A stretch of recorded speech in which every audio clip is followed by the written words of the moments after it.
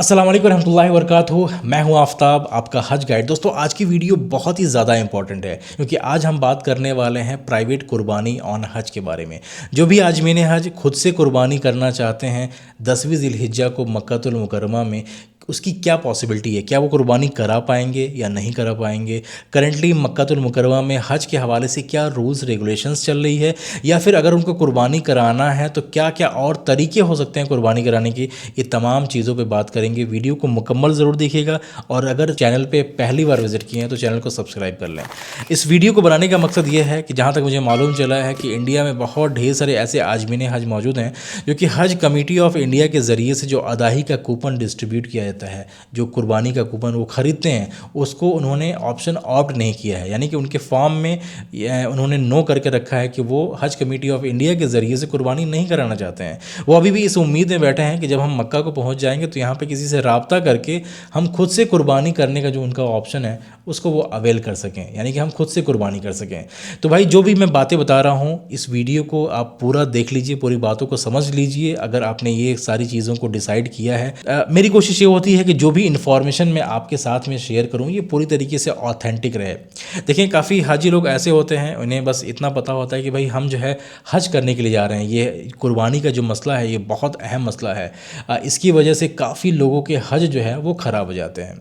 देखिए, हज जो है वो 3 तरह के होते हैं: हज तमत्तु, हज क़िरान और हज इफ़राद। जो मक्का के मकामी लोग हैं या फिर यहाँ के जद्दा के लोग हैं, यहाँ के लोग हैं जो हज करना चाहते हैं, वो ज़्यादातर जो है हज इफ़राद चूज़ करते हैं। उसमें कुर्बानी करने की ज़रूरत नहीं होती है, बस वो हज इफ़राद की नीयत करते हैं और चले जाते हैं हज को करने के लिए, कुर्बानी नहीं करते उसमें।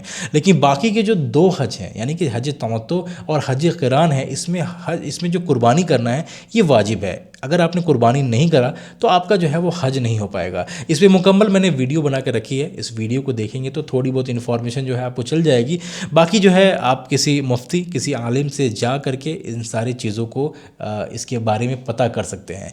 ज़्यादातर इंडियन हाजी जो आते हैं ये हज तमत्तु ही करते हैं। इसमें उम्रा अलग होता है और हज की नीयत अलग होती है। हज क़िरान में उम्रा और हज की नीयत जो है एक साथ करके हज को किया जाता है। अब सबसे बड़ी बात यह आती है कि हाजी ये क्यों चाहते हैं कि भाई हम कुर्बानी जो है वो खुद से करना चाहते हैं। देखें, इसका रूल ये है कि जब 10वीं ज़िलहिज्जा को हुज्जाज कराम मुज़दलिफ़ा से फ़जर के बाद निकलते हैं रमी करने के लिए, यानी कि शैतान को कंकड़ी मारने के लिए। उस दिन हम बड़े शैतान को 7 कंकड़ जो है वो मारते हैं। तो इसका प्रॉपर जो है एक सीक्वेंस होता है, यानी कि पहले हमें रमी करनी होती है शैतान को, यानी कि कंकड़ मारना होता है। उसके बाद से हमें अपनी कुर्बानी करनी होती है। तो इसका एक सीक्वेंस है, यानी पहले रमी उसके बाद से कुर्बानी। अगर इसकी सीक्वेंसिंग जो है गड़बड़ हो जाती है, यानी कि आपकी कुर्बानी पहले हो जाती है और उसके बाद से अगर आपने रमी किया तो आपके ऊपर जो है दम आ जाएगा। लेकिन ऐसे क्या क्या सिनेरियोज़ हो सकते हैं जिसमें हमारे ऊपर दम ना आए, ठीक है। ये सब तमाम चीज़ों को हम जो है वो डिस्कस करेंगे। रीज़न यही है, लोग सोचते हैं कि अगर हमारे ऊपर इख्तियार होगा कि हम कुर्बानी खुद से कर सकेंगे तो हम रमी करने के बाद ही कुर्बानी करना चाहेंगे, ठीक है। लेकिन अगर ये इख्तियार जो है हज कमेटी ऑफ इंडिया ने जिसको ये कॉन्ट्रैक्ट दिया है कुर्बानी करने का, जिसे हम अदाही के नाम से जानते हैं, जो सऊदी अरेबिया की बहुत ही रिप्यूटेड और एक तरीके से इकलौती कंपनी है जो सारे हाजी लोग की कुर्बानी को जो है वो अंजाम देती है। तो अगर ये इख्तियार जो है उनके ऊपर है तो हमें पता नहीं चलेगा कि हमारी कुर्बानी हुई पहले या नहीं हुई, हमारी सीक्वेंसिंग क्या रही है। कहीं ऐसा ना हो कि हमारी कुर्बानी हो चुकी उसके बाद से हम रमी कर रहे हैं। इसकी वजह से लोग ये इख्तियार अपने ऊपर ही रखना चाहते हैं कि हम पहले रमी करेंगे खुद से जा कर के, उसके बाद से कुर्बानी करेंगे, ताकि हमारे ऊपर कोई दम का वो चीज़ें ना आए। दोस्तों, जो हज के रूल्स और रेगुलेशंस हैं ये पहले के वक्त से लेकर के अभी तक इसमें काफ़ी तब्दीली आ चुकी है। ये कम्प्लीटली मुख्तलिफ हो चुका है। इवन 2 साल पहले तक रूल कुछ और थे और इस 2 सालों में काफ़ी चेंजेस आ चुके हैं। पहले के वक्त में जो अहले मक्का थे, जो जद्दा के लोग थे, जो सऊदी अरेबिया के डिफरेंट पार्ट के लोग थे, ये बड़ी ही आसानी से जा कर के हज कर लिया करते थे। किसी बहुत ज़्यादा परमिशंस की ज़रूरत नहीं हुआ करती थी, आसानी से जा कर के हज कर लिया करते थे।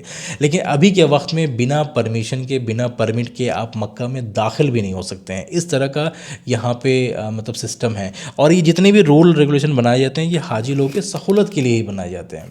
पहले के वक्त में हाजी लोगों के साथ बहुत ज़्यादा फ्रॉड भी हुआ करता था। लोग जो है हाजी लोगों से खुद रब्ता किया करते थे कि हाजी साहब अगर आपको कुर्बानी करानी है तो हम आपकी कुर्बानी करा देंगे। लोग उन पे एतमाद भी कर लिया करते थे और पैसे भी दे दिया करते थे, और वो शख्स जो है पैसे लेकर के एक तरीके से भाग जाता था, कुर्बानी नहीं करता था। पता नहीं कैसे लोग ऐसे होते हैं जो कि हाजी का पैसा इस तरीके से खा जाते हैं। हाजी साहब 10वीं ज़िलहिज्जा को फ़ोन कर रहे हैं उस शख्स को, वो बंदा जो है कॉल रिसीव नहीं कर रहा है या फिर उसका मोबाइल जो है स्विच ऑफ आता था। इस तरीके से वो शख्स तो फ्रॉड आपके साथ कर लिया, लेकिन प्रॉब्लम ये हुई कि आपकी कुर्बानी अगर नहीं हुई तो भाई आपका हज नहीं हुआ। तो हाजी लोगों को बहुत ज़्यादा प्रॉब्लम होती थी। तो यहाँ की अथॉरिटी को इसके बारे में पता है कि भाई अगर ऐसे कोई शख्स हैं तो उनको जो है हमें हाजी लोगों से मिलने नहीं देना है। तो जो भी अनऑथराइज्ड लोग हैं इनको यहाँ की अथॉरिटी मक्का से एक टाइम के बाद से निकाल देती है कि भाई जिनके पास परमिट नहीं है, अगर आपके पास हज का परमिट नहीं है, अगर आपके पास मक्का का वर्क परमिट नहीं है, मक्का में काम करने का, मक्का में दाखिल होने का परमिट नहीं है, तो आप जो है इस मक्का की ज़मीन को छोड़ दीजिए। अदरवाइज़ पुलिस खुद चेक करके ले आकर के उनको जिद्दा में ड्रॉप कर देती है और उन पर अलग कार्रवाई होती है, वो अलग बात है।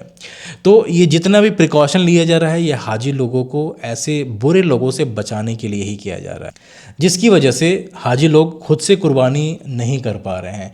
तो सबसे बेहतर यही है आपको जो है हज कमेटी ऑफ इंडिया के ज़रिए से जो कुर्बानी का ऑप्शन है उसको ही ऑप्ट करना चाहिए, ठीक है। अगर आपकी सीक्वेंसिंग गड़बड़ होती है उसका भी मैं तरीका या क्या चीज़ें होती हैं वो भी मैं आपको बताता हूँ। देखें अभी हज कमेटी ऑफ इंडिया का जो है आप तलब नहीं कर सकते हैं कि आपको वो कुर्बानी का कूपन जो है दे दे। आप यस नो का यस जो है वो नहीं कर सकते हैं। क्या क्या तरीके और हो सकते हैं ये तमाम चीज़ें जो है मैं आपको बताता हूँ, ठीक है। अगर आप अदाही का कूपन जो है ख़रीदना चाहते हैं तो इसके 4 तरीके हैं। मैं एक एक तरीका जो है आपको बताता हूँ। सबसे पहला तरीका ये है कि जब आप मक्का को आ जाएंगे यहाँ पे, हो सकता है आप पहले मदीना को आएँ, मदीना को होने के बाद से मक्का को आएँ, या फिर हो सकता है आपकी फ़्लाइट जो है हज के बेहद करीब हो तो डायरेक्टली आप जो है अपने मुल्क से, इंडिया से जो है यहाँ पे जद्दा को लैंड करें और आप यहाँ पे मक्का को आएँ।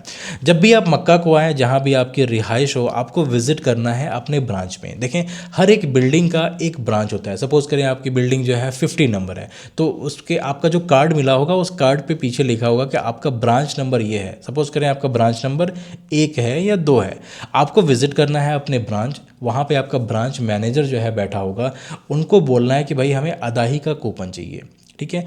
और उनको जो है 720 रियाल जो है आपको पे करना पड़ेगा। वो जो ब्रांच मैनेजर है वो आपके बिहाफ में आपको कूपन ख़रीद करके वो आपको प्रोवाइड कर देगा, ठीक है। तो सबसे पहला तरीका क्या है, आपको अपने ब्रांच पे विज़िट करना है। ब्रांच पे विज़िट करने के बाद से आपको पैसे पे करने हैं, फॉर्म फिलअप करना है। वो जो ब्रांच मैनेजर है आपको कुर्बानी का कूपन ख़रीद करके दे देगा।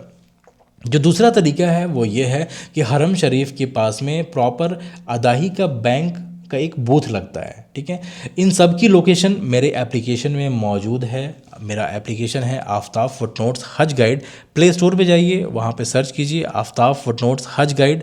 ये एप्लीकेशन को आप डाउनलोड करें, इंस्टॉल करें और इसको एक बार प्रॉपर आप गो थ्रू करें कि भाई इसमें क्या क्या ऑप्शंस मौजूद हैं। मेरी वीडियोज़ को जा कर के देखें कि इसमें क्या क्या फ़ीचर्स मैंने डाल के रखे हैं। हज के दरमियान में, पूरे हज के दरमियान में ये आपका बेहतरीन साथी होगा, इसका मुझे मुकम्मल यकीन है, ठीक है। तो इसको जा कर के आप गो थ्रू करें। इसमें हरम शरीफ या सॉरी मक्का में जाएंगे आप, तो मक्का में इसका जो है अदाही बैंक का ये एक ऑप्शन भी होगा, उसकी लोकेशन उससे मौजूद होगी।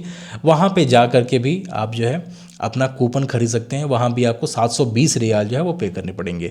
तो ये 2 तरीके हो गए। जो तीसरा तरीका वो ये है कि adahi.com, इस वेबसाइट पे आप विज़िट कीजिए। इनका एप्लीकेशन भी है, वहाँ विज़िट कीजिए। वहाँ पे जा कर के आप कूपन खरीद सकते हैं, कूपन खरीद सकते हैं। और इसका जो पेमेंट है ये आपको जो है, अगर आपके पास इंटरनेशनल डेबिट कार्ड हो तो वहाँ से पेमेंट कर सकते हैं, क्रेडिट कार्ड हो वगैरह जो कुछ भी हो, जो भी ट्रांजैक्शन करना है इसका ऑनलाइन ही करना है होता है। या फिर कोई आपका रिश्तेदार यहाँ पे हो तो उनसे पेमेंट करा लें, जो भी तरीके हैं, ठीक है। तो अगर आप ऑनलाइन करना चाहें तो adahi.com पे जाकर के वहाँ से कूपन खरीद सकते हैं, ठीक है। तो ये 3 तरीके इस तरीके से हो गए कि यहाँ से जाकर के आपको कूपन खरीदना पड़ेगा। सबका प्रोसेस सेम ही है कि अगर आपको पता करना है कि आपकी कुर्बानी हुई कि नहीं हुई हज के वक्त में, सिंपल आपको करना क्या है, मेरा एप्लीकेशन ओपन कीजिए आप, वहाँ पे जाइए अदाही ट्रैकर पे, आपको जो कूपन आपने ख़रीदा है उस पर एक कूपन कोड लिखा होगा, उस कूपन कोड को वहाँ पे एंटर करेंगे तो आपका निकल के आ जाएगा कि आपकी कुर्बानी हुई है या नहीं हुई है। अगर आपकी कुर्बानी हो चुकी है तो वहाँ पे लिख करके आएगा एग्जीक्यूटेड, यानी कि आपकी कुर्बानी जो है वो हो चुकी है। ठीक है, तो ये 3 तरीके मैंने बताया। जो चौथा तरीका है वो ये है कि मीना का स्लॉटर हाउस है, जहाँ पे आप फिज़िकली जा करके वहाँ पे लाइन में लग करके कूपन खरीद करके अपने सामने जो है कुर्बानी करा सकते हैं। ठीक है, तो ये चौथा तरीका है। इसका भी लोकेशन मेरी एप्लीकेशन में मौजूद है, इस पे प्रॉपर मुकम्मल एक वीडियो बनाकर मैंने रखा है कि किस रास्तों से आप जाएंगे, कितनी दूरी पे मीना का स्लॉटर हाउस है, उस वीडियो को जा कर के देखें, थोड़ा बहुत इन्फॉर्मेशन वहाँ से आपको चल जाएगा।